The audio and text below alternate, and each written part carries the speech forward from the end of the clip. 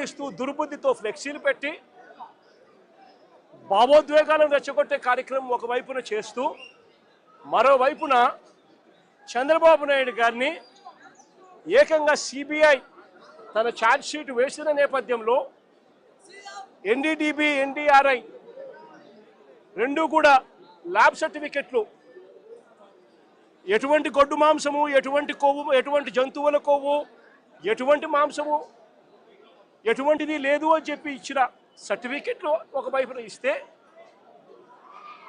ఇదే పెద్ద మనిషి చంద్రబాబు నాయుడు గారికి క్షమాపణ చెప్పాల్సింది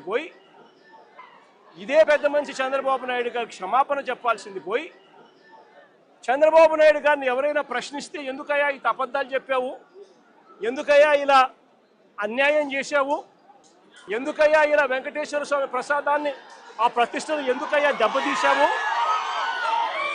అని చంద్రబాబు నాయుడు గారిని ఎవరైనా గట్టిగా నిలదీస్తే, గట్టిగా ప్రశ్నిస్తే ఆయన చేసింది ఏమిటి? అంబటి రాంబాబన్న మీద దాడి. ఏ రకంగా దాడి చేశారు? 10:30కు ఆయన గుడికి పోయి